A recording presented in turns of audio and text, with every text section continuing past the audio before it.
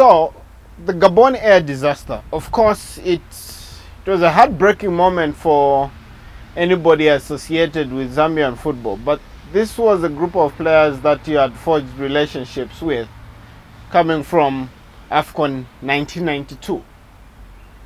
Just tell us your reflections. Hindsight, my good friend, something in my heart died.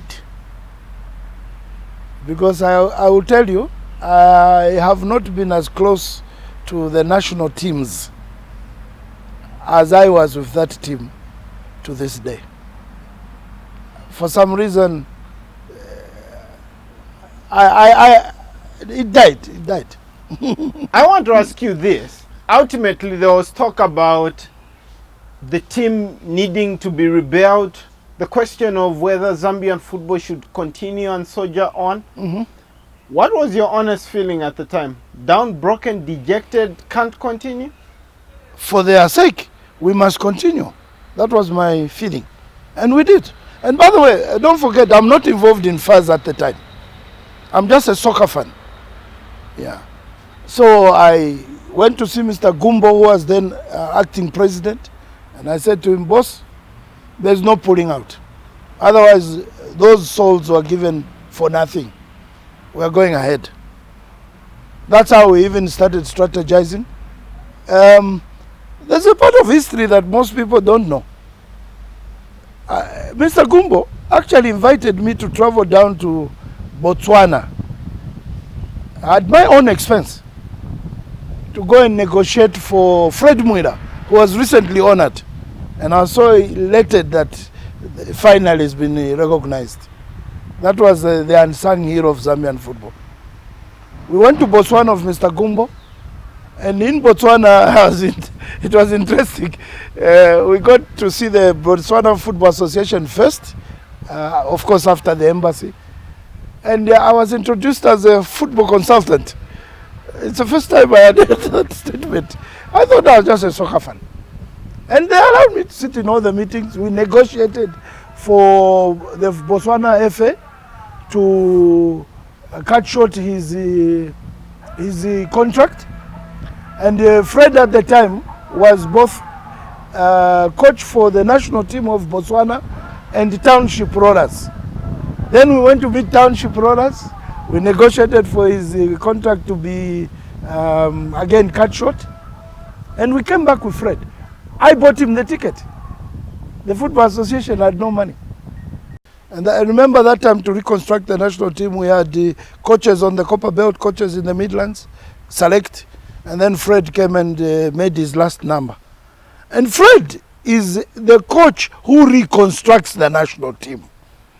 I want to make that very, very emphatic point. Where do you put Rod Pawson? Rod Pawson was a helper when they went to Denmark to assist Fred. Unfortunately, most people don't like me saying this, but I'll say it. He began to usurp Fred Mueller's position. And Fred Mueller didn't like it. So when that team comes back from Belgium, the politics was such that Fred and Pawson were not getting along. Unfortunately, or fortunately, that's the time I'm appointed to the interim committee. And I'm aware of these politics. You are now vice chairman of the Football Association of Zambia. And then what is the first thing you do when you walk in? Automatically, you've now taken a position. You don't like Rod Pawson's guts. And then you have already taken the position to support Fred Mueller. What's the first thing you do? On the coaching staff, we decided to let both of them go. And Fred went back to Botswana. Pawson went back to Why Denmark. was that necessary? Peace. Unity. Qualitatively, there was no motivation for you to actually broker that both smoke the peace pipe and for the sake. Would you say they were both brilliant, and if they could have worked together, we would have had a brilliant coaching team. It's a matter of egos. No, it was a matter of fact. Fred was the coach. Ronald Paulson should have submitted. Why did he want to usurp Fred's position? You see that? And you know, as we talk, I have worked with a lot of Zambian and expatriate coaches. That's why you've heard my voice, and I've been consistent. There is nothing wrong with Zambian coaches. We do not invest in them. That's all. If you give me a choice even today, I'll choose a Zambian coach. Tell me something. Ernest Mata actually resigns, and you become the boss proper at the Football Association of Zambia. Just tell us your reflections about that one. I was quite young. I think I was what, 33? When I became chairman of FAS. And by the way, the appointment hits me while I'm in Tunisia with the national team, because I was the chief delegation leader. Are you with me? In the Tunisia AFCON. It was heavy. It was very heavy. And my committee was not made up of young people. They were all older than me, some by far. Now, being an African, I can imagine the culture shock, and now you needed to play boss to people who are way older than you. Yes, the challenge was there, but goodness is I'm an African. We were taught how young people respond to adults. I'm sorry, your generation doesn't know that. So that's why you miss it. You think all of us who are gray-haired now should be wrapped up and killed or thrown away. No. I knew how to respond to Ken Mpashi at the time. He later became a general. Julio Chiluba, Dr. Smwinga, one good Malunga, you know. I knew that as adults I needed to give them the due respect, which I did. And that meant directing them. Yes, but there's a way in which you can do it without causing any offense. And I was aware of that. Now, but the advantage I had is that I had all these seasoned people around me. What was the secret of CAN 94 with hindsight? The whole world doesn't expect us to do anything. Probably a lot of people are looking at us from a sympathy perspective, but we go there and just failed to make it in the final. Imagine. Against a little known Emmanuel Amunike. A professional side of Nigerians. And from the beginning, first of all, I want to give tribute to the late Ben Bamfchide. And there's another unsung hero in this country, Fordson Kabore. For me, those two are the people I could give credit to. If I was giving medals of honor, right, it's those two. And then there's the coach, Ian Petterfield. In that order, by the way. I was there with that team. I was there in the training. I traveled on the bus with them. In fact, I delegated my delegation leader's car to former president, Rupiah Banda, and the adults around him, Muluvisha. I told my driver, these are the fathers of Zambian football. You chauffeur them and take them wherever they want. I used to jump on the bus with the team. So I knew the entire atmosphere of the team.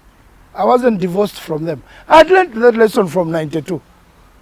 I saw what the delegation leader did there, and I said, no, sir, not in my term. I've got a question. Now, you as the boss at the wheel, you were sharing your reflections about there not being a very hospitable atmosphere for Kalusha in CAN 92. But at CAN 94, when his colleagues... Complete atmosphere. The leadership Kalusha Walia provided in 94 is what you would expect, and even more, of a captain. What did he do? He provided leadership. He shared his experience. Remember, this is the team we just put together. 14 of them Zambian local players who a year before nobody even talked about it because we thought we had a national team at the time. You get the point? Suddenly they come together. And Kalu provided leadership. I was his delegation leader. I was his chairman. And I involved him in a lot of decisions, actually. Together with the team manager, Solipando, late Solipando, who I brought into the fold, because I also remember him in 92 Senegal. Then there are the coaches, particularly Ben and Fortune. Did the captain of the side take it personal, and would it be a classic case of character, seeing that, okay, yeah, he was a talented player, but his peers gone, and then now he has to carry. Did that change him as a person from your perspective? I don't know what went through his mind, but I can tell you, the Kalu I saw in Senegal was lonely. Very, very lonely. The Kalu I saw in Tunisia was a leader and very involving. We dealt with the issues of the team. We had issues, differences. Yeah?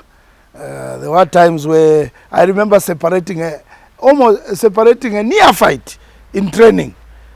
These guys came and crashed just in front of me, and when they stood up, they grabbed each other's throats. So I quickly walked onto the pitch, and the coaches are on the far side. But I quickly walked onto the pitch and said, no guys, I won't have this. We are one team, one family. Well, you mentioned about what was the spirit of 94. Yeah. One team, one family. That's why even the late Mbasera was sent home. He broke that spirit. What did he do?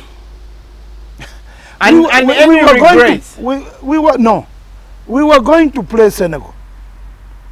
A crucial match that would take us into the semi-finals. And we all are on the bus, about to go. Suddenly somebody says, oh, we are missing one person. Who? Mbasera. Kenneth. Maritore was his roommate. Kenneth, what's your roommate? Says, he just said he's going to Bath. I said, what? Now when we're leaving, he says, I don't think he's coming. So Kalu stood up and said, no, Captain, think about the game.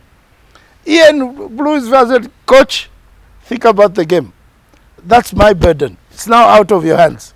Let's go and play. And we beat them 1-0. Ivan Sakala. Are you with me? Did you need to consult, or it was just that I am personally not going to brought him back. We came back. I called the meeting. Solipando, Late Bamfuchide, myself.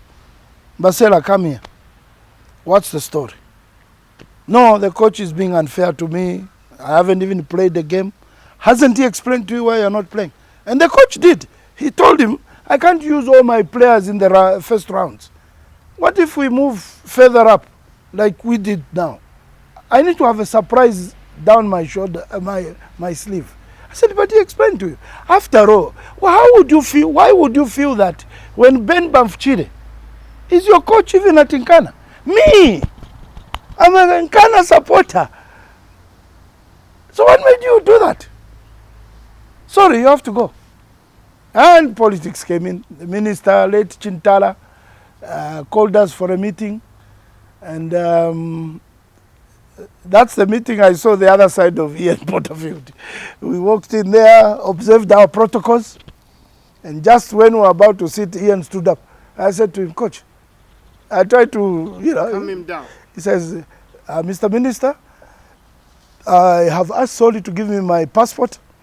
I'm going home. You coach the team. What was the minister's reaction? And what was your reaction? Come down. He says, no, come down. I thought I could just consult with you whether there was room for the player to come back. Are you with me? We were getting phone calls from Zambia that he must stay. Then that's the time I said to Ian, you've made your point. Take a seat. Minister, what have we to say. Was Gibby remorseful? No, we never met him from Tunis, Sousse, up to Tunis. We never met him. He just disappeared. But his agent was on us. The Esperance soccer funds were on us. The whole executive came to meet us. I met them with myself, Karusha, and I think the third person was Ben Bavchir. We explained to them the situation. We said, we are not a club. So Gibby was happy to go home? I don't know.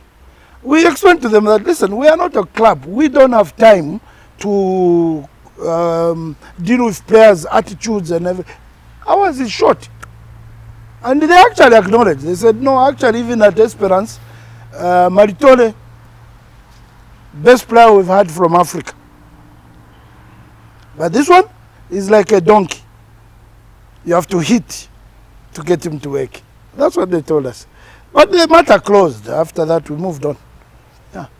So no regret? No, I don't. He had to go? If it happened again today, I would make the same decision. None whatsoever. You're not heartbroken that such a talented player couldn't? My friend, you see, that's the issues of leadership. What happened in my room is something else. Yeah, you know, but I had to keep peace together. And, you know, for some reason, he had even developed a lot of bad relationships with other players. But that didn't count.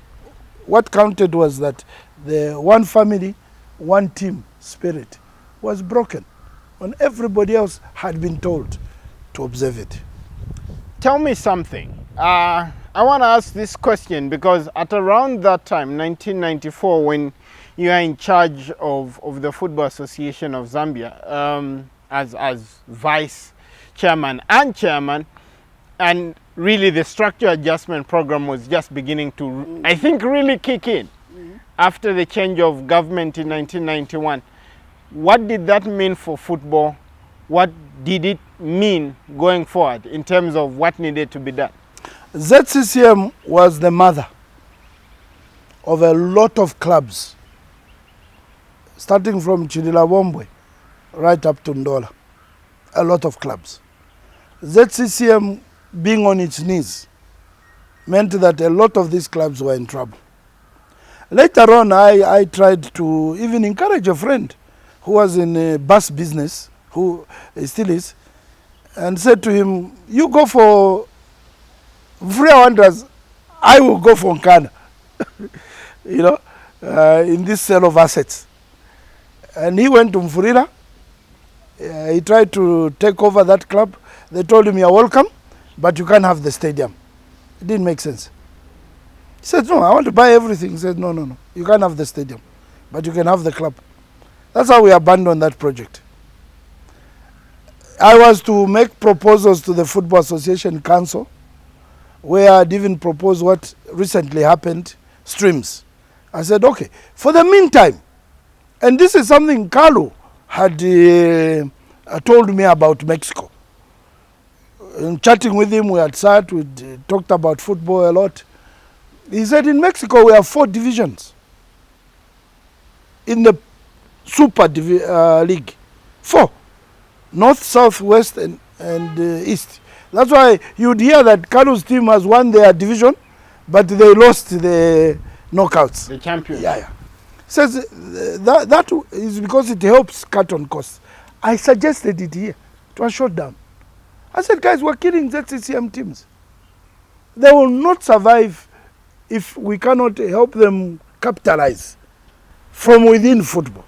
But that short space of time, with hindsight, was when the anvil dropped at 91, change of government, the structural adjustment program is kicking in.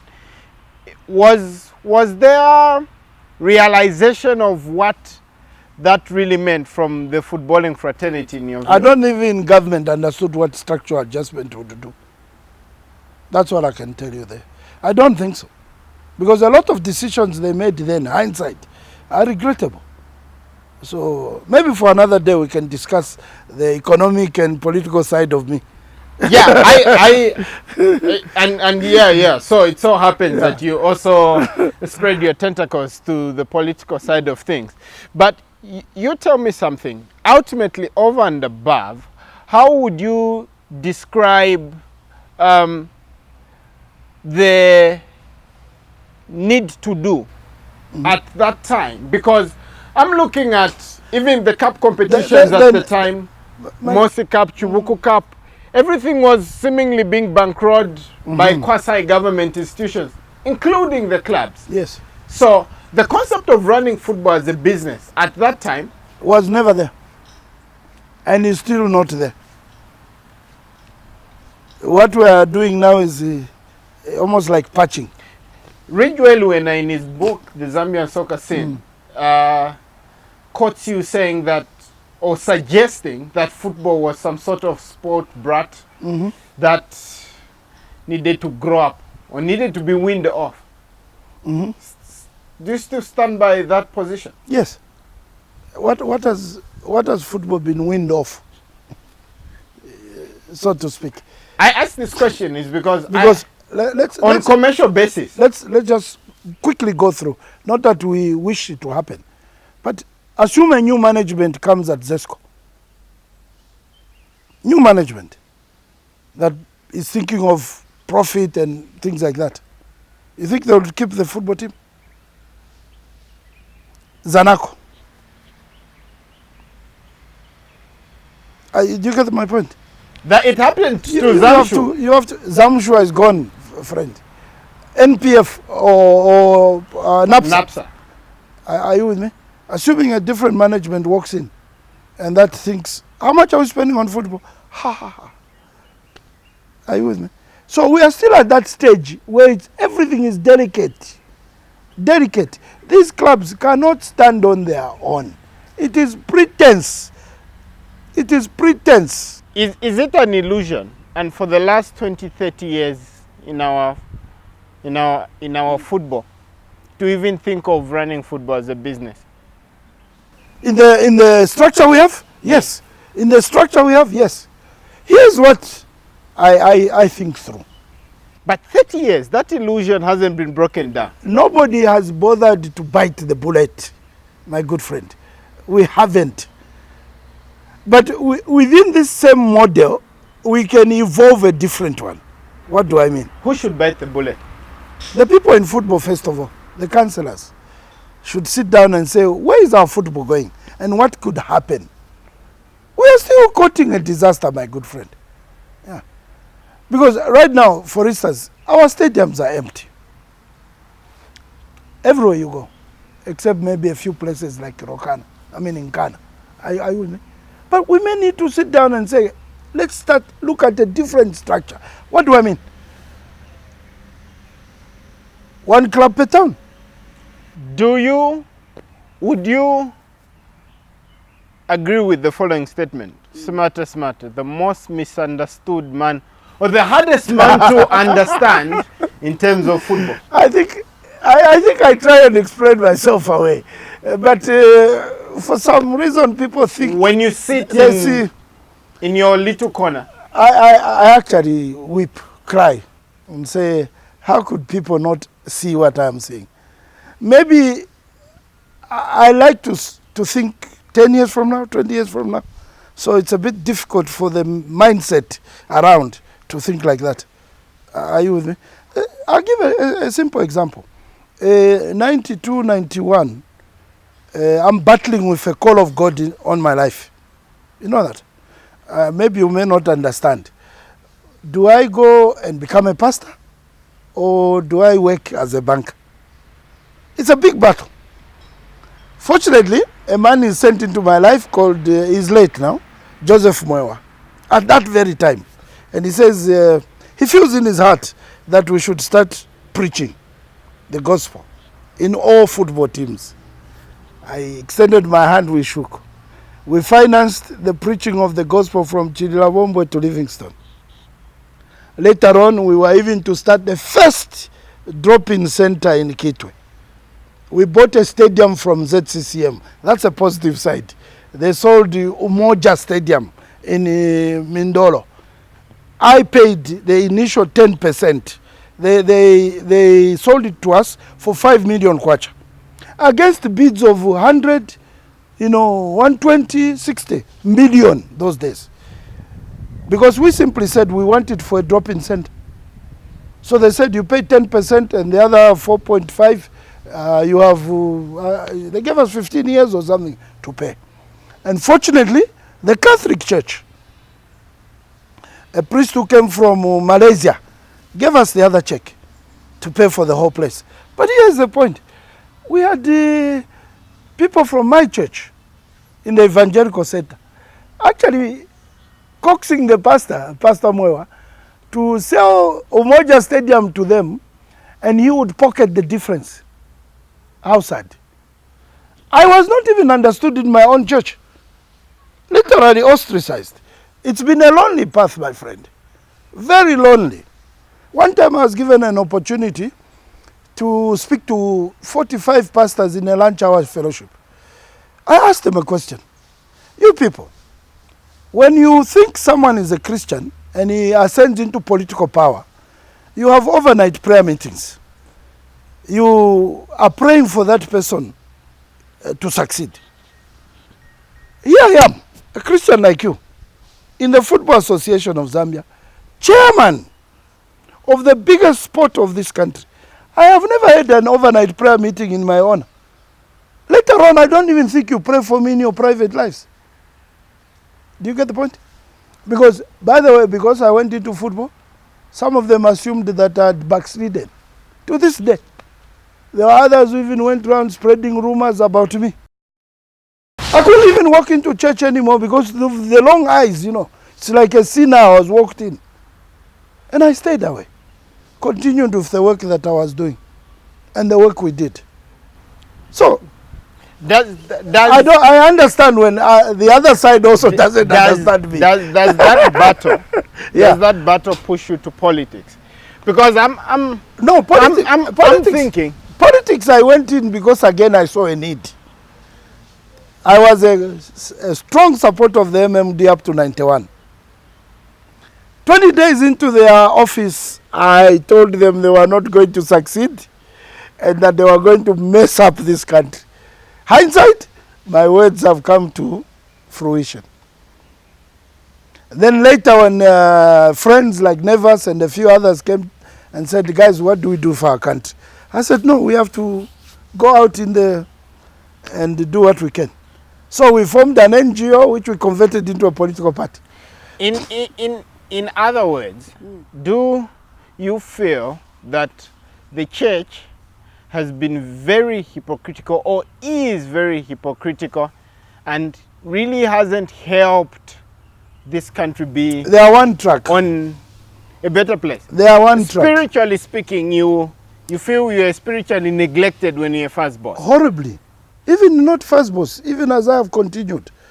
All this time that I have been involved in soccer was seen like I have given up on God. Are you with me? Until just a couple of months ago when I heard Mensa preaching at Bread of Life, when he talked about Daniel in Babylon. And I said to myself, oh my God, I wish he had preached this sermon in 1980. For Christians to understand that Christians, God can open doors for Christians to go into areas you think are no-go area. Now, as I sit here, I can also tell you, don't come into football if you don't have this muscle. It's not church. It's a different world. Isn't it politics? What's the difference between football You could say that. I've been in politics mainstream before. Politics. I've been in mainstream politics before. Remember, I was vice president of NCC. Then I became general secretary of NCC. I was a member of the MMD under Mwanawasa. Then I joined the PF, and Mr. Sata graciously appointed me to the Central Committee. He then appointed me elections chairman. This strategy used in 2021. We were the seed plot. It's me who said, listen, you cannot beat an incumbent party with no witnesses. in every polling district. Forget it. It's me who coined it as elections chairman. Then I left them. Let's talk about Central Committee member. But some people interpreted that I'd left the PF. Fine. It's their interpretation. Let's talk about the politics of football. Yeah. Jabez Zulu gets impeached in 1995. Mm-hmm. And yes, Simataa Simataa is alive and kicking and firing. Mm-hmm. What are your reflections on that? No regrets. Jabez had to go. Yes. He used $1 million kwacha of football funds on his personal vehicle. Wait, the story was he was going for the Football Association of Zambia AGM. Okay. And when he was coming from an executive committee meeting. And then, yeah, he was doing first business. Then so he had the breakdown. Because you are doing first business, that gives you the right to just take money from first. Did you have anything personal against No! Remember, he was the secretary of Rokana. And I was a soccer fan of Rokana. And not even just a soccer fan, with the late Chris Kawanu. The both of us were Moses' eyes and ears for players. What was your role? It was in the impeachment? I think I moved the motion. Yeah, somebody seconded, and there was nobody else to defend him. So the whole executive left. We blamed it on the whole executive. That was first money. It's not your personal money, Mwana. Huh? It's first money. Now, where was the Christian in you in that So, situation? What are you implying? That Christians are dormants? I'm not saying that they are dormants, but I'm basically asking, perhaps the golden rule is we need to forgive. There. Oh, good that you say that. Let me say something to you. Or did you help your brother who was backsliding? Where? Jabez. They had already chosen and taken the money. They didn't even offer. By the way, there was a council meeting where they were interrogated. Nobody even offered the refund. They didn't. The opportunities to repent were there, they were not taken. So now, they were arrogant and they had to go? I can't say that. But what was your feeling when you moved the motion? The money, they abused their authority. They must pay for it. They abused authority. And the money went and never came back, by the way. $1 million kwacha that time. On fixing his car and towing it and whatever. By the way, you're forgetting that I had been in FAS just a few months before. Where we spent our own money running FAS. Because FAS had no money. There were no executive allowances.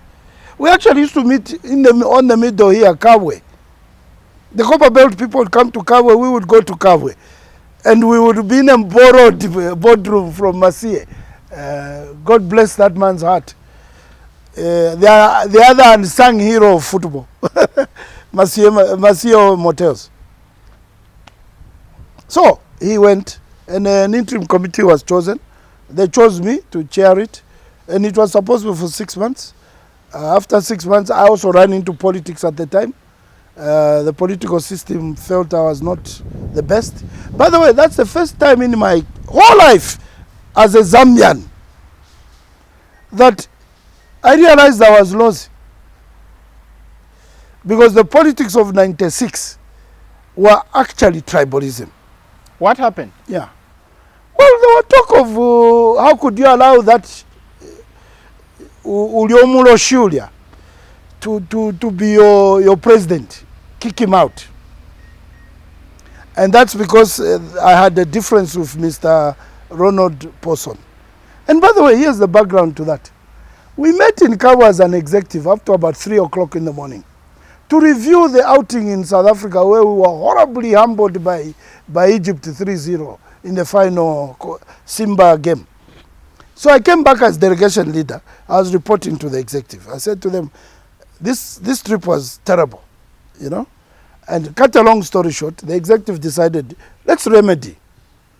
We've given Posson, because Posson came back, not under me, but under Jabas. He came back. We had given him 3 assistants. The 4th one we reserved for the executive to appoint. He appointed 3. Fred Nasirere and somebody else. So that 4th one, we put Fred Mwina. Because Fred was a disciplinarian. But you knew what that meant. Well, I thought people had gotten over it. Really. That's where I can raise my hand and say I was naive. I explained to the executive that it was a live wire that. But they said, listen, we have to have discipline in the team. I mean, in South Africa, the team went discoing, actually. The moment I go to sleep, they get on the bus and go. Anyway, one of my executive members, I know who, called Person and told him that we've made this decision. Yet the executive decided I was going to deliver that news to him. Since we were actually meeting in the morning for Good Morning Zambia. So the meeting ended around 3 o'clock. I decided to start driving because 3 o'clock in the morning, huh? Because I wouldn't make it for Good Morning Zambia if I slept. I got to the car park. We met. I said to him, good morning, coach. And he answered with unprintables. I was shocked.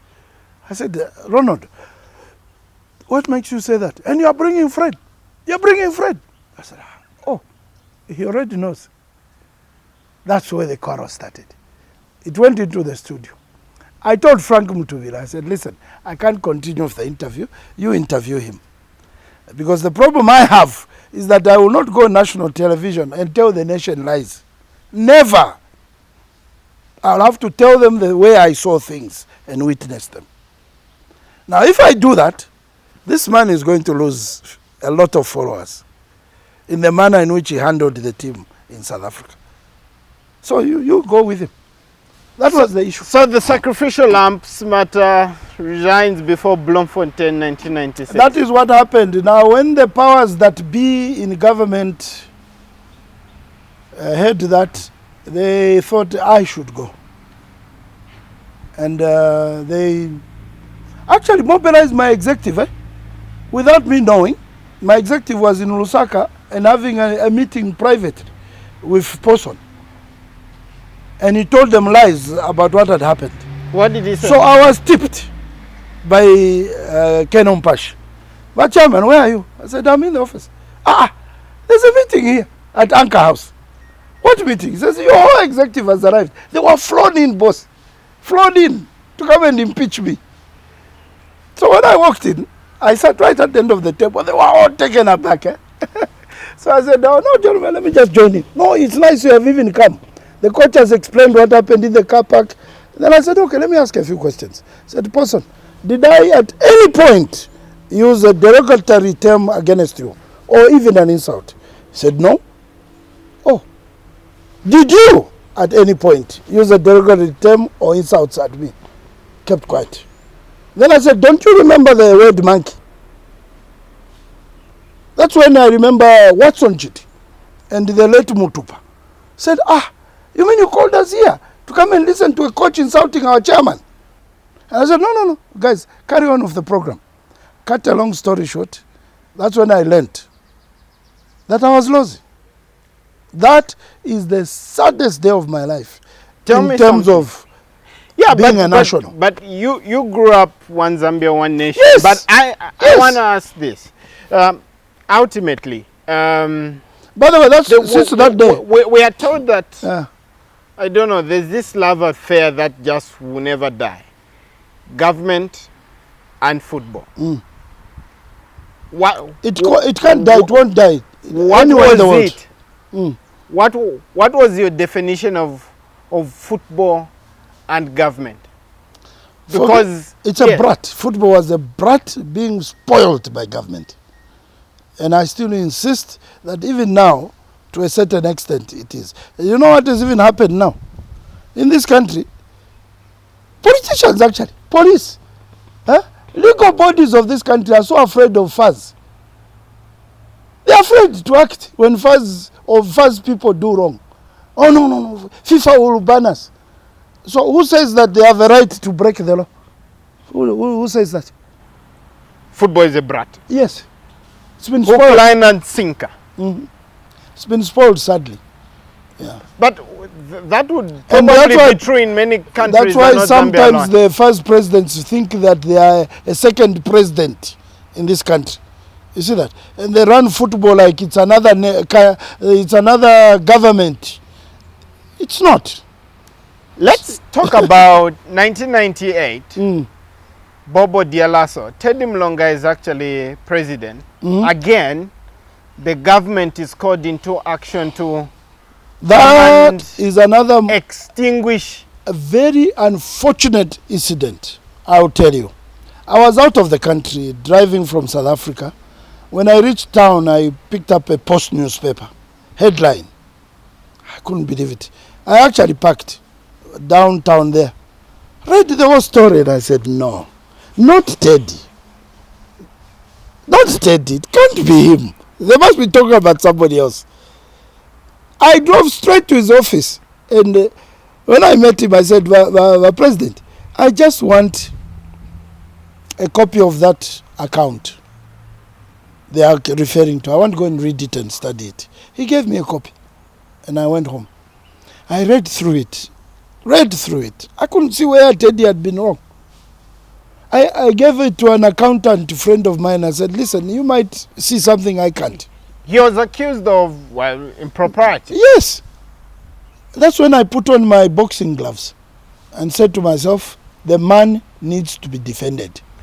Now, you putting on the boxing gloves, is it coming from you being tagged Lozi and being... no, justice. Being justice. Kicked out of the executive? Justice. For me, it's justice. My friend, I will defend you even if you are my worst enemy. When they bring injustice on you. That's me. That's me. And I stood for Ted. I really did. And I'm proud of it. A couple of years later, I stood against him.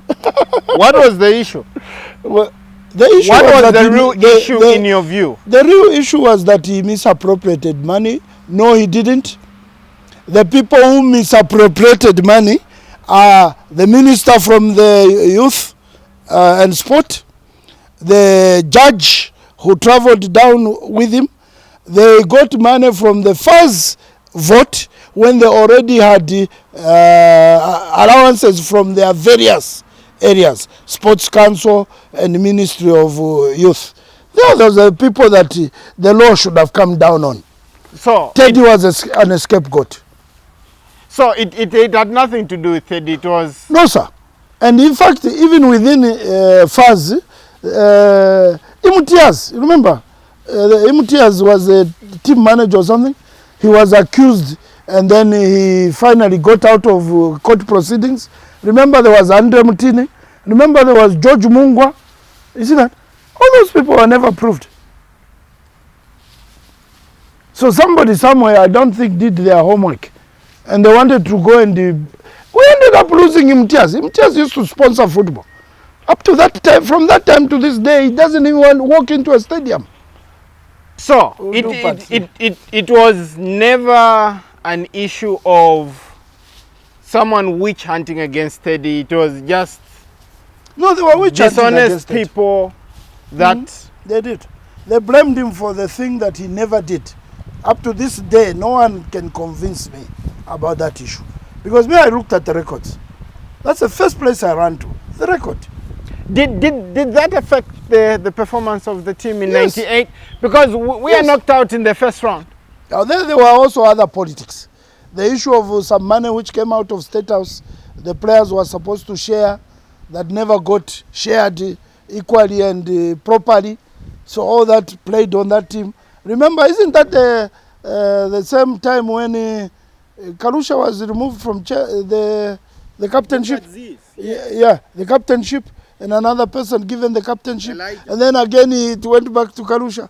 There was just too many things we were fighting within ourselves. You don't go to war like that. What was the greatest mistake with CAN 98?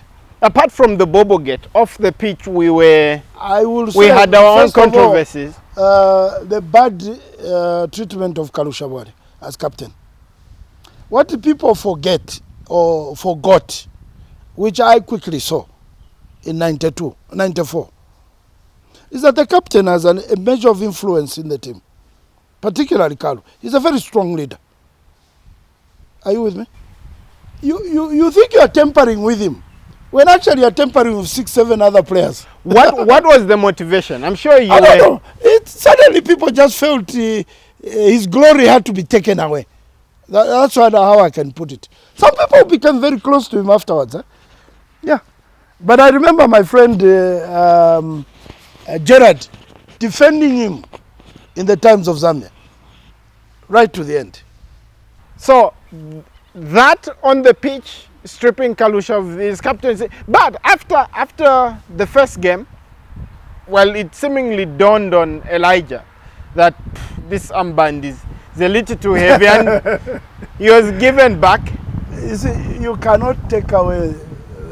There's one thing that most people, I don't know, felt within themselves that they should take away. And that was Kalusha's contribution in the national team. And the size of his stature. So some people thought they could just poke on it. That's one mistake I think. Was it Bugadziz? Was it Bugadziz, the executive, or? Bugadziz was already polluted by some people here in that executive. I'll give you another classic. They polluted him prior about Kalusha. Football, even Kalusha. Let me give you an example. I'm City of Lusaka chairman. Bugadziz comes in the country. He spent time in Ndola. 2-3 months later, he comes to Lusaka. So I was warned. I used to have people around telling me, any dignitaries who come, let me know. So I walked down to meet him. Got there, extended my hand. He grabbed it very strongly. And I said, I'm Simataa, the chairman of City of Lusaka. You know how he exclaimed? He let go and said, oh, the Godfather, the Godfather. So I said, what do you mean? He says, I've been told about you. He put his hand around my shoulder and began to narrate what he was being told. Good or bad? Evil. Bad things. He even mentioned to me who it was. Don't have anything, he's bad, he will influence you badly. He told me all that. And Vanessa Vasungu, they are very open. a little bit. So even with Kalusha, they bad-mouthed. The same people, I guess. A little bit told me that, I think, upon arrival in Zambia, when some journalists asked Bugadziz about Kalusha, he asked, who is Kalusha? Did he really not know him, or he was being sneaky? I can't speak for him. Based on the character and your interactions with him. Based on what he told me the first time I met him about this bad mouth in Ndola, I knew that even with Kalusha, they must have bad mouthed. That's how he was stripped of his captainship. Those are the ugly parts of football. In football, we have a lot of people who are... run their mouth in the wrong way. Yeah. They suffer from mouth diarrhea. Year 2000, Evaristo Kasunga is first president. At the time, Simataa Simataa is on fire. Again, the first year of his reputation, office, by the way, the reputation that you got for yourself after the impeachment of Jabez and Simataa business as usual over the years, made you a very difficult person to manage or deal with. And there are some narrators of history who will say, you know what, Evaristo Kasunga was very smart to put Simataa on the leash, under 17 coach. No, I don't read it that way. First year of Mr. Kasunga was before the most you were appointed. Quiet. No. Was the most quiet year of football. And by the way, don't forget that a good friend of mine is in that executive, Emmanuel Mnaid, who is also a Christian. We actually traveled together to Ndola for that meeting. I told him at Impala service station that, oh, Emma, where we are going to kick you out. This 1 year, you guys, what have you done? You've just been sitting in the office drinking tea.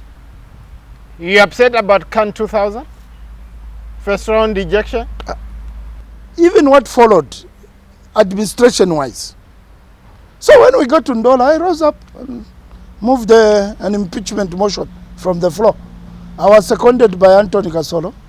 And then Green Buffalo's chairman and Red Arrows put a counter. We then debated. It's one of the best AGMs that I had ever attended.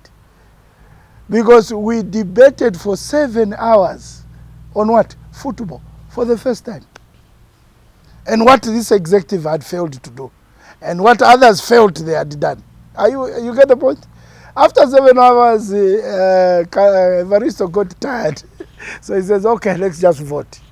Fire or whatever. Now, of course, the Constitution protected them. But when the vote was finally cast, we lost. And you know what? We still continued in the meeting. He still pointed at us on other issues. We still debated football. He won my heart forever, boss. Because I had presidents who, maybe even up to now, when they look you in the eye, they spit. But I'm just thinking, maybe Evaristo Kasunga is just a smart politician. By the way, he was my classmate at Unza. So I knew him too. So he knew you too well. And he said that the only way I can put him on the leash is give him the one who approached me for that job was Pivot Simanza. And I said to him, Pivot, are you sure? He says, yes. So I went to see my Evaristo. I said, boss, thank you very much for the appointment. What is it that you want to do with the national team? Under 17. Win cups or develop players? He says, no, I want children to play. Thank you, President. That's how I took up the appointment. They later again appointed me to the under 20. Now, of course, here's the point, Mana. Even with the current executive, the first 2 years of his tenure, did you hear me in public? What Evaristo did, in my view, if that's what you're referring to as wisdom, is that he kept his ear open. I could walk up to him and give the worst suggestions of football. He would still listen and would tell me, but I don't agree with you. And I would walk away. Why would I go and cry in the public domain? The times you have heard me cry or speak is because the person has stopped listening. It happened even with Kalusha. When he came here, he was coach. We were like that. We worked together. We even traveled to Algeria together. Are you with me? And then he became vice president. Before he became vice president, I met him on 2 occasions in South Africa, Johannesburg, with his current wife. One night we even went up to about 2 a.m. Who was at the privilege to sit with Kalusha, his wife, and yourself, up to 2 a.m. in the morning, talking and laughing? Who? Me. I did. I advised him the wrongs and right. I even said to him, please now, Papat, don't get into football politics. You're the only icon we've got in our country. Politics in football will mess you up. He says, no, that's what we need to go and change. Are you with me? Yeah. He comes into office, we're communicating. When he was vice to Teddy, he was the only one that really I communicated with. Remember, I opposed Teddy's second coming. On the grounds of the Constitution. Not on personal grounds. In 98, I almost lost my job at Finance Bank because of supporting him. Almost. I was even scrambled into Parliament to answer for not having accounted for 94. Somehow, the receipt file went missing at the Ministry of Sport. When the audit reached them, there was no record about our 94 outing. I was summoned to Parliament. Bob Schinga was the chairman of that committee that interrogated me. And by the way, a little bit had warned me that they were going to finally sort me out. But they still failed. Yeah. You see, I have always thanked God. You're an elusive character. No. In fact, I'm the easiest person to read. Me, I'm like water. Huh? You put me in a round thing, I'm round. You put me in a hot, I'm hot. You put me in the fridge, I freeze. It's really up to you what you want to do with me. It's up to you. So when you hear me in the public, it's not that I hate Kalusha. The language I used to hear. Oh, he hates Kalusha. He's jealous. How can I be jealous when I've never played football? Tell me something. From a coaching perspective, would you say the turn of the millennium was actually crucial for Zambian football going forward, and that was the real turning point in us putting our act together? For the first time, we tried to follow principles of football by grooming a team long distance or long time. The team that wins 2012 started with Kasunga, under 17, under 23, and a few professionals. Are you with me? That's what we had lost years before. That's what we have lost today. And after 2012. Now, after 2012, again, we forgot a football principle. Look at Germany, look at Spain. They don't keep the players all because they want, the desire to win sometimes goes out in some players. They are still good. Let them go and play in the club. Get new ones who you can challenge and say, your friends won it. But we continued holding on to that team until about a year or two ago. You see the point?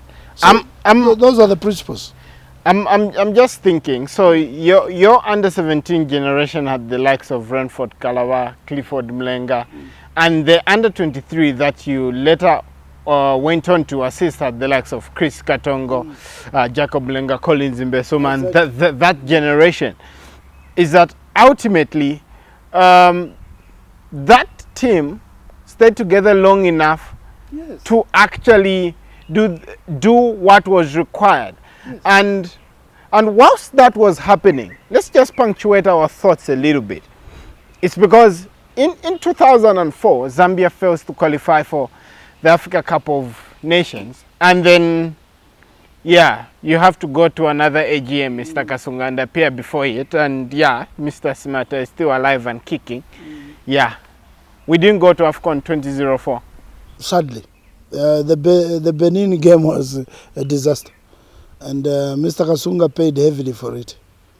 What was his biggest error in your view? I don't think our team was ready to play Benin, because the excuses we had when they came back ahead from Ben, they threw blackjack on us, they did this, and I said to myself, oh my God, we were not ready. We weren't. And the internal politics in that team also had taken the best of them, in my view. Yeah. What were the internal politics? I don't think I want to discuss most of them now. But they were not healthy. There was a lot of wrangling between even the coaches, the players, and everything. But the preparation mentally for that game was not there. It wasn't. So the buck stops on Evaristo Kasunga? No, the coach, Ben, he accepted that. Ben was a very close friend of mine. A couple of times he spent time here. No, I'm just thinking. So he used to tell me very honest things. Like, for instance, even when Kalusha became coach, I advised him. I talked to him about it. I said, are you ready mentally? Because when you were coach, Teddy Mulonga appointed you coach. He asked that you go and talk to Kalusha to come and assist you. Kalusha refused. You see that? So now you're accepting to be his assistant. Are you ready for that mentally? It won't affect you? He says no. Proceed. But Faz never employed Ben. I'm learning. But let me ask this question. So the Kasunga executive bring Kalu as technical director at the time. And after failing to qualify for 2004, the then technical director says this thing has to change. He promotes Chris Katongo and others. You dropped a lot of those old guys, Necessary decision at the time? Because other people vilified him and thought he was being... No, he was going to the principle of football. Are you with me? Here we want, somebody loses and you want to carry on with that person. No, sometimes the loss affects them mentally for a longer time. They are better off even, some of the players came back. You get the point? Yeah, you are better off doing that. And I think his decision then was correct. Was Would you say that was the best decision the Kasunga executive made? Yes, they compensated for their failure to go to the Africa Cup. They left us with something that wins the Africa Cup. Now, you see, here when we give glory in this country, we do not see it as a relay. We see one person. But football doesn't work like that. That's why I've always argued. What is this man of the match thing? You think he can be man of the match alone? You know? What is this top scorer thing? You think he can be a top scorer alone? There was no midfielder with that final assist. There was no defender. So that's my problem. Okay, I understand you have to give those rewards. Are you with me?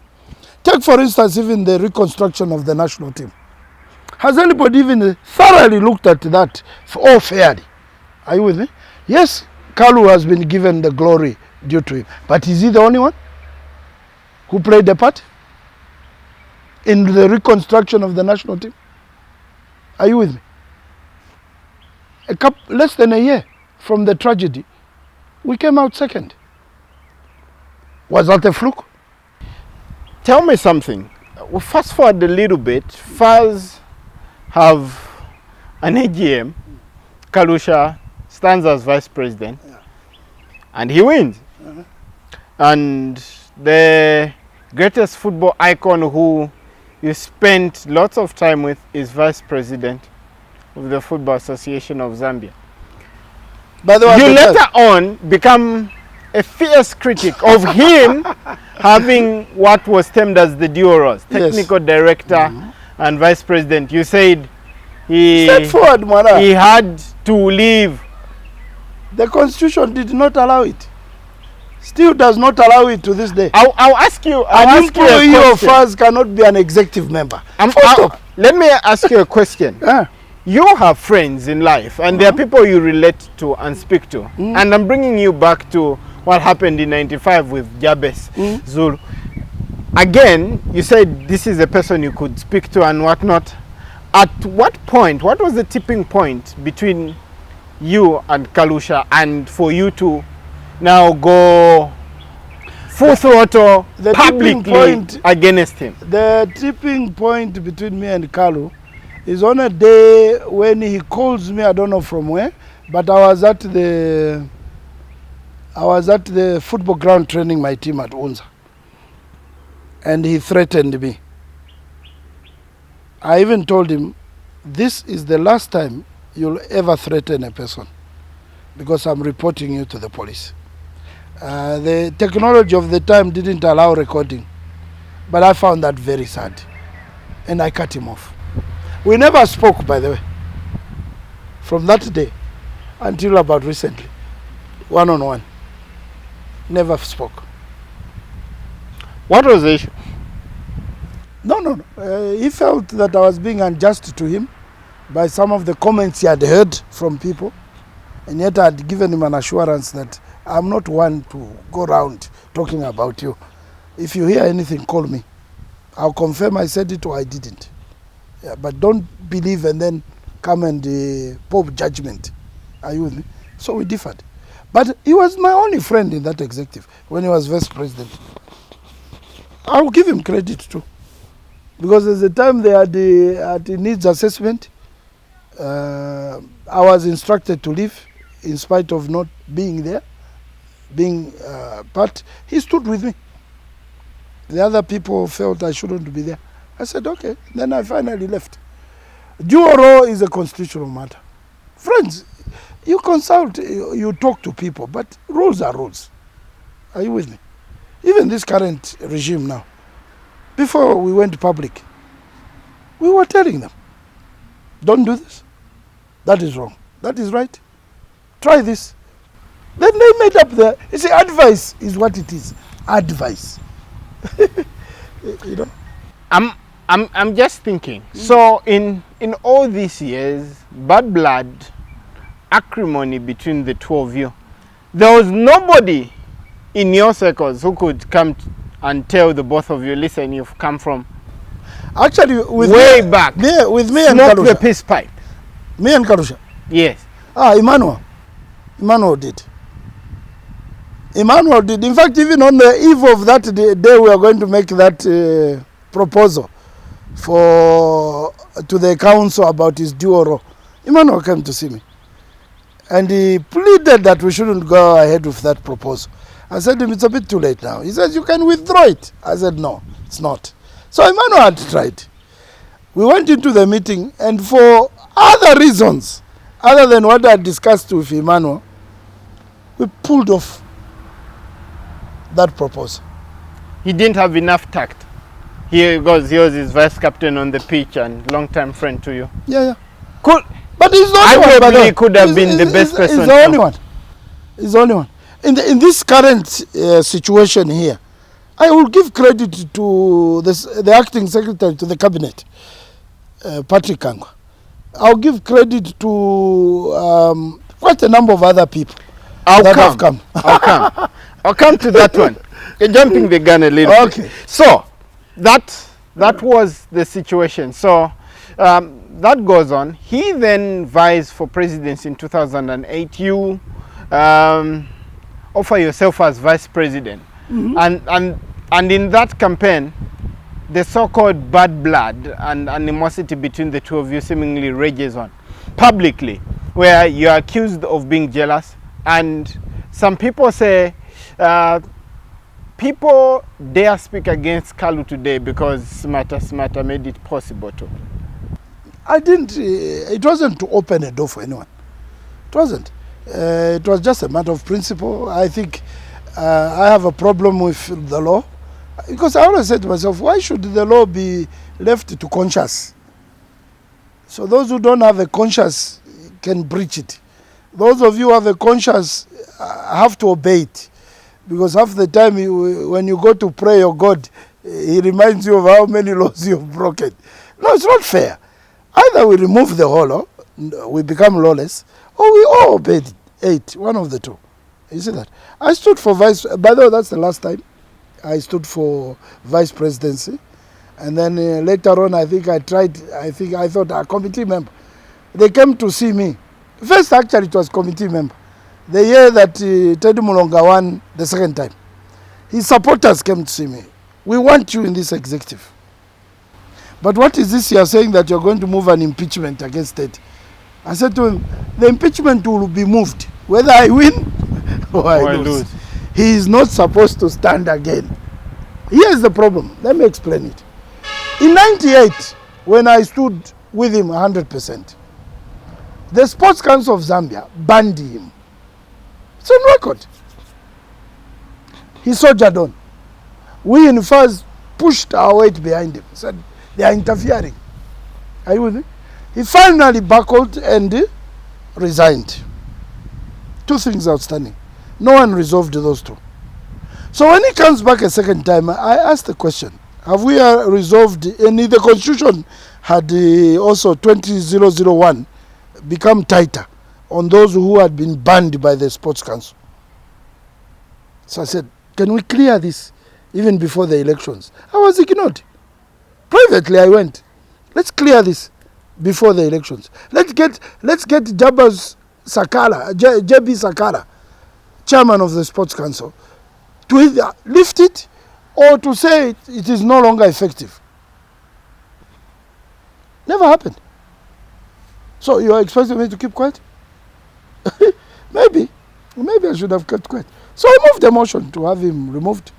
It went through the appeals committee up to the Sports Council, and then started rotting there. It took Dick Mpeneka to call me. Young man, come. He was general secretary. Sit here. He gave me a rundown of himself. I said, Bakalamba, I've followed you all my life. Yeah. And to cut a long story short, he then says to me, your letter will not be attended to. I said, good. Why not? He says, the president, Mwanawasa, once stayed here as president. Oh, is that so? Okay, you're the first one to be honest and straight with me. I tore up my letter in his presence. I said, let it be. And then he said, no. You have to put your letter. I said, no problem. I went to my office, drafted the letter to withdraw my original petition, and I gave it to him. When you say the president wants Teddy Mlonga, and at the time I saw rest in peace, Levi Patrick Mwanawasa, again, are we admittedly saying that this marriage between football and state, you can't divorce the marriage.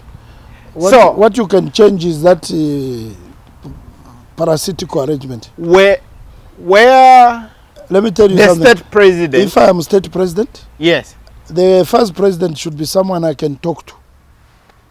And if it is someone who I am uneasy about, I'll ensure my machinery gets him out of office. Why? It's just that. Why is it important? It's a pillar of my governance. You see that? Just like you've been in politics ministers before. Yeah, my ministers, are you with me? I've appointed them. I can pick up the phone anytime. Say even something wrong, but they can come back to me because there's a relationship. I want to ask this. That's Politically, that's why I've always said, is he politically correct? Okay. Politically speaking. And so if a national team is not doing well, and let's assume you are sitting in the state presidency chair. Pick up the phone. Mr. President, Faz. What's happening? So, first president needs to do well for him to be in good books with he has to have state an open 100% communication with the state president, Mana. Let's not muck around and joke around about it. That's the way it works. I saw it for myself. 96, boss. Yeah. It cost you? It cost me, yes. And all because the president then could phone and I don't pick up the phone, or I'm not where the phone came. He was given the impression that I didn't want to talk to him. Oh, by the way, let me also say something. I was so grateful that the late Mr. Chiluba gave me an opportunity to meet him in person like we are talking for 3 hours in his house. And we cleared all the webs you can think of. So even when my brother died, my heart was clear. So today I even find it uneasy to talk much about what happened before, because we reconciled on a number of issues. Was it him as a person, or there were third parties that precipitated? Let me just say, it was a 3-hour meeting. We had a good time. You reconciled? And he really appreciated my visit. I appreciated the fact that he gave me audience. So you need to take care of this brat. You need to take care of this brat. Football. Okay. 2010, we make it to Angola. Heverena. We managed to get out of the group for the first time since Bloemfontein. And you're very familiar to that transaction there. And then, yeah, for once we're very happy. But around that area, going into 2011, Kalu versus Simataa became real big, real ugly. And so for many people in the Zambian footballing fraternity, they got to learn of a gentleman by the name of Andrew Kamanga. Whilst acting with Simataa Simataa proved to be the chief proponents, the tormentors in chief to a sitting FAS executive that is believed had to go. The first question is, what was the real issue? My question 2 is already there. I hope the answer is very short. Yeah, I'll give it very shortly. Nothing personal, first of all.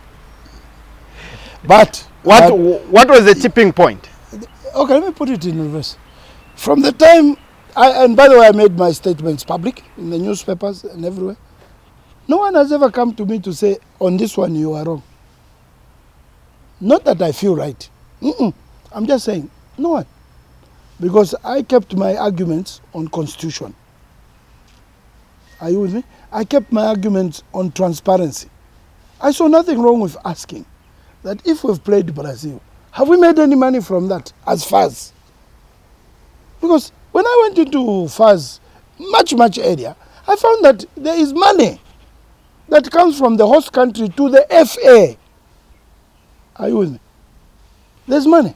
So what's wrong with asking for transparency? When I ask, for instance, that the ticket refund, have we been accounting for it? Because I discovered also, one day I'm sleeping in my room, somebody knocks at the door and he drops 2 checks. One for $25,000, the other one for about $3,000. Anyway, what is this? Says it's a ticket refund, you don't know. So no. And by the way, the checks are in my personal name, not President Faz, not Chief Delegation Leader. Simataa Simataa. I could have quietly walked out with my passport, gone to the bank and cashed them. I called Soli, I called Kalusha Walia, said, guys, let's go. We went to CAF first to confirm, then we went into the bank. The money for the players, I didn't know that CAF used to give players $100 each, close to that, for surf, for toothpaste. I didn't know. No one told me. There was no handoff. And the $25,000 we went to see Mr. Muluvisha. I said, this money is government money. You bought us the ticket. But I have an allowance crisis. Can I pay? He agreed. It's there in the handover notes. After that, I now started asking the question. 94, where is that money? 96, where is that money? 98, when I come and ask under Kalusha, I hate him. But you... Fortunately, this one, no, we have not gone to the Africa Cup. No, otherwise you'd have. I'm going to ask this question: is that we had been to the Africa Cup of Nations in between. You were against Mlonga, but nothing to do with that. You were against other presidents. Remember, I also supported Mlonga. I also supported Kasunga. I balanced. So your belief was that Kalusha, as head of the association, became corrupt or was corrupt, or what was your real feeling? My real feeling is that they are not running things properly. They should be transparent. My real feeling was that we are about to lose our own icon in the mud of football politics. That's my real feeling. Nothing personal. That's why it was not very difficult. Over a phone call, we chat with Carlo. Now, since then we've been chatting. Now, let's go back to the year. Let me tell you something that really... Let's go back to the year. And it was believed in certain quarters that yourself and Andrew Kamanga, okay, had support for your ideas. That, yes, things were not going right. And then the government position was that they agreed with you and they offered all manner of support to help you legally get Kalusha out of the presidency of the Football Association of Zambia. Is that true? When you are fighting a war, Mandela said that before. You see that? If you have a problem with government, we didn't have a problem with them. You get the point? When you're fighting a war, you want a cause done, you get support from people. If you don't get along with those people, it's your problem, not mine. Yes, we were helped. And you didn't feel it was political interference? No. We had made up our minds what we wanted, with or without that help. Are you with? So it wasn't. Now, it was a delicate period for Zambian football. Yes. Zambian football was, well, about to be hanged. Did the lover of football in you feel that this is a little bit too much? No, we need to calm down. No. The executive is not the football team. It happens during their time. But they are not the football team. The football team does not belong to FAS. The football team does not belong to opposition or to the ruling party. The football team belongs to all of us. So I had that divide in my mind, and still do. You see the point? If I had the chance, I would still go and support Zambia, in spite of my relationship with FAS. So, whilst all that was happening, Zambia qualified to the Africa Cup of Nations. Great. And when we go to Gabon and Equatorial Guinea and we win the tournament, and when we come back, there's a placard, Simataa Simataa, standing on the side of Greatest Road and telling everyone that I've retired from football. No, that was to welcome them. That was later. Yes, I mean, my whole life's dream was to see Africa Cup won. At that point, did you feel that you were being unfair to Kalu in the process? No, I even congratulated him and everybody else that had managed that particular action. But you see, even you guys had become narrow-minded to the fact that I'm an opponent. So if a congratulation came to me, it never saw broad daylight. But it was on my Facebook. I sent a message to him on his WhatsApp. Retired. But then I left national politics of football. Oh, national politics. What did that mean at the time? At the time, it meant me standing for a position or wanting to be in the first executive. I didn't want to. Done. Thanks to Kalu. Kalu had retired smart. No. He had led the win of the Africa Cup, and I felt it was my time to go, to leave that now. Tell me something. Whilst that tiff, can I call it that? What that tiff was taking place, when Stopila Suzu scores that penalty, what was the feeling in your camp, so to speak? I don't know. I watched the game here at home alone. But if I remember, I ran out of the Did you call Andrew Kamanga? I ran out, maybe later. I was with everybody on the street. We were dancing here, around. We went that way, and I came back home. Yeah. It was a good day, man.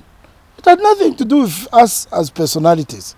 I'm sure even, say, Kalu, if the national team now won the Africa Cup, he would be equally happy. It has nothing to do with personalities and issues. Okay, so that victory in 2012 came, and because you're a politician, I bring in this dimension. So 2011, Michael Chilufya Sata ascends to the presidency of the Republic of Zambia, and Rupia Bwezani-Banda loses that election, and where it was widely believed that Rupia Bwezani-Banda's regime had actually supported you to the hill to actually try to achieve the objective of getting Kalusha out. Did the dynamic change after the inauguration of Michael Sata, so to speak? As in, did it change the cause or even the support that you had previously received? The government which came in of His Excellency Michael Sata, in my view, had a different approach to the game. Firstly, Wamdala had no football in him. Soccer wasn't his cup of tea, Assad. So that kind of made everybody pull back. Scared? No. It was a change of government. The previous government had a different attitude. Let me ask you this. Michael Chilufya Sata is a person you knew all too well. And no, in politics, yes. Yes, you knew him all too well. And when that happened, did that motivate you and say that he would probably interpret our action to be pro-MMD and this is PF, so things have to change? Not really. We still continued on the desire to have Mr. Kalusha leave office. It didn't stop. It didn't, in spite of the government changing. The one thing that most people don't also appreciate is that when the government changed, can I put it this way? I'm supposed to be closer to the government that comes into power. Because you were once upon a time PF? Yes. No, a Central Committee member. Are you with me? Chairman of elections. On the other hand, Mr. Sata is Andrew Kamanga's uncle. We didn't feel threatened to stop. That's why we just continued on. What did uncle tell nephew?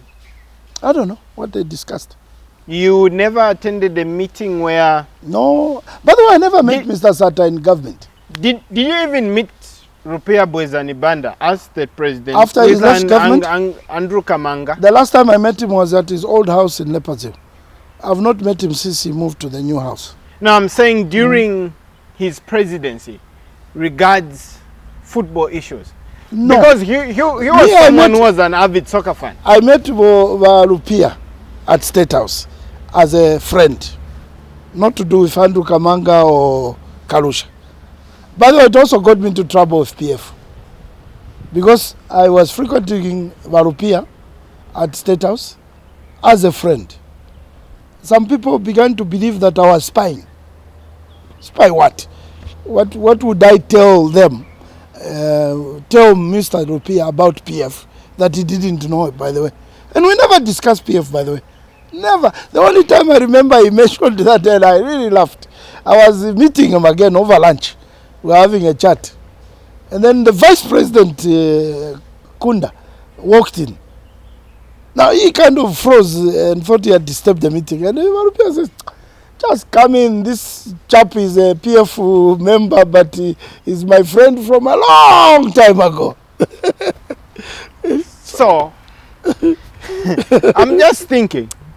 So, the kids that are watching at home, what should they learn about politics with that? Because you can actually have tea and coffee with it's important. Somebody you don't feel is on the other side. Let me give you an example. 2006, Vasata loses to Manawasa. I was chairman of elections. I went on assignment program, accused the government of rigging. 2008, Rupia wins and Vasata loses. I went on national television, assignment, and accused the government of rigging. But I still had time to have a cup of tea with Rupia. Because that's the way it's supposed to be. It's like, what's so suspicious about an evangelical going to a Catholic service? I see nothing, not a problem. These are man-made things we have brought up among ourselves. Are you with me? We should be able to talk. Huh? I remember one vivid picture that always comes into my mind is Jimmy Carter losing to Ronald Reagan. They showed us a evening tea cup, where the two were even chatting over a cup of tea, and everybody. I said to myself, oh my God, in Africa this can happen. But you were doing it. That's why. Lusaka Zambia. That's why I would tell the kids out there, forget your political differences. There's also friendship. Maybe sometimes that is what helps to resolve issues. Rupia himself tells me of a visit he made to one country in the middle of Africa. I think it was Burundi or whatever. Where he says in the evening the president would come and say, Arabi, let's go. They go to the opposition party leader's home. He drives himself. That's the way it's supposed to be. It would be nice to have President Lungu go and visit HH and HH go and visit President Lungu. It reduces the tension, man. It does. Let's fast forward. 2016, the battleground for the presidency of the Football Association of Zambia. Andrew Kamanga offers himself. You are, I don't know whether to call you chief campaign manager. I was an agent. I was an agent for Mr. Kamanga. Yeah. Operation MOBA, as others would call it. With hindsight, just tell us, how did you do it? And a lot of people thought it was a walkover. Next to impossible. It was. But it was done. We did. I only had the help of, I think, two people. Gideon Kaumba, who's now registrar. I forget the third person, but it was a very difficult day. He did not, let me make this statement before. I don't think he in any way undermined Kalusha. But I can tell you in that election, I give a lot of credit to George Kasengere. He allowed for democracy. If he didn't, that was a lost election. What do you mean, lost? It could have been rigged. Just simple as that. Football elections can be rigged? Yes. We caught a number of people who tried to get into that election center. Some of them, even with clubs, would tell us, we've sent Mr. So-and-so. If so-and-so arrives, he's fake. He's not our delegate. We got them at the gates. Remember we created two places to enter. And we were checking on credentials at the gate, the three of us. And I was running between the two of them. You see the point? And we also got people coming in with fuzz youth cards. I've never seen them, by the way. First time. I don't know where those people came from. Was that a testament of the dwindled popularity that Kalusha had? No. After many years of Kalusha's battling. popularity did not dwindle. The second point I want to give credit to, I'd been in political elections. I'd run an election for the PF twice, 2006, 2008. The events of the night before an election are very important. The night before the election, in my view, Kalusha made a decision that kicked him out of office. When he declared support for Pivot Simwanza, remember there are two vice presidents running. He declared support in Ndola for Pivot Simwanza. That upset Richard Kazala to a point where Richard went to his supporters and said, you vote for me, you vote for Andrew Kamanga. So when the vice presidency election was announced, we counted, I knew Andrew had won. All I needed to do is keep my eyes that votes don't go like this. At what point? At what point did you actually realize that we've got it now? The vice presidency. I'm saying the night before. Did you actually believe that Kazala had that power and the yes, potential I did. Because I could see he kept his supporters very closely guarded in Kitwe and a bit in Chongola. I mean, he did his homework, man. And in his camp were people like Blacko Swale, Shenko, the good lady from Brenda. They all made it. So as these elections were counting, I was saying to myself, if it is true, he cast vote for Andrew Kamanga, we've won. Because the few that would be behind Andrew Kamanga and plus the ones from Kazala are ours. We've beaten this guy. Otherwise, Kanu, in my view, could have won that election. He could have won. He could have won. He messed himself up. But I give him credit for accepting and walking away. He didn't fight about it. He lost by 6 votes, I think. 6. Well, let me ask you this. After Andrew Kamanga ascends to presidency and there was that retirement from national football thing, now everyone now says a big reward is coming for Simataa Simataa. General Secretary. And then, yeah, we're told your name is tabled in the executive committee meeting and everyone else is against you. Andrew Kamanga is a long ranger in that committee. Did it feel like it was as good as losing that election at Moba? Nope. Here's the thing.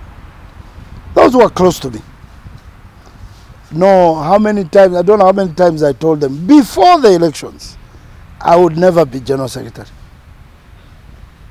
Even if we won. They know that. My close friends know, and I gave them reasons. There are people that spoke into Mr. Kamanga's life, and still do, that were louder than me. And they had their own position regarding me. You know why I'm saying this? It's because when the opportunity now arises for him to put his weight behind me, he didn't. Did you feel betrayed? That you had done so I would have felt betrayed if I didn't know it was going to happen. But I knew it would. You knew he was not going to throw his weight behind you. I decided to show him what loyalty was. A number of times I would say to my friends, Nafideka, I would say, no, not now. Then I decided I'm going to show this man what loyalty is. And I'm happy I did. Wait, yeah. You and Andrew Kamanga come from way back, even before the formation of what was called we first met the in National Football. 1985 in the Bank of Credit and Commerce. Yeah, so you probably know each other at Lifetime. Yeah, lifetime. I So, also know that I'm not his best friend. He's got but you also knew that he was not going to support you Yes. at some point. I knew that that would come because I saw a number of times the issues we used to discuss. I could see he's strong one day, he's weak the next day, strong one day. I understood that. But I decided, let me follow it through. Because here's the point. Today, you have a classic example. He has insisted on him being nominated, isn't it? Irrespective of an executive decision to support his nomination. He's strong about it. Are you with me? He could have been even with me. If he really, really wanted me to be General Secretary. Would you consider him as a friend? I used to. Not the things which have happened. Let me ask you this. Is that in your football career, you have had people you've differed with and reconciled with, sometimes after many years. What makes this one seemingly so special? That you seemingly, the way you speak, you seemingly cancel the idea of one day drinking a cup of coffee the way you do with Rupiah Banda when he was politically on the other side. Trust. I never lost trust in other people. This one I have lost. Trust. Because here's a man who comes into my house to offer me a job and I decline. I say, boss, I have quit football. I've retired. And secondly, you've banned me for life. Are you with me? And we discuss it privately in the presence of his ethics chairman, Kefas Katongo, in my house, the three of us. A month later, he goes on national television and announces to those all kindly that I humiliated him in my house. Trust. And trust is very difficult to bring about. And many other things that have happened in between here. Trust. How would you like your football life to be remembered? Or what's the best way to define it? Any regrets? Nothing. I have no regrets, except maybe one. Because in 94, I remember going up to my close friend Gerard and I said, Gerard, I think we've done our part. It's time to move on in life. And then he looked at me and says, give it some more time. Maybe there are times I've felt maybe I should have listened. But then I remember I had come into it for a different cause, like I explained. You see that? I had come into this because I also saw a spiritual need. We had pastors, evangelists, walk all over Zambia, preaching the gospel. I started a football team, not even started. I picked up and then reoriented the team, which most people would laugh at. Oh, yeah, in Division 2, yeah, in Division 2. We never meant that team to go anywhere. It was a vehicle through which we reached people, right, with the gospel of Christ. And it has produced a number of pastors. I have a number of pastors from those footballers who crossed my path. With a lot of Christians too, strong. And by the way, it was not just about football. A few of our players made it in the football hierarchy. Most of them got life coaching. That was on my heart. By the way, that's the only thing I miss right now. That's the only thing I miss. I wish I could coach a football team. Simataa. Pleasure talking to you. I've enjoyed your chat and good.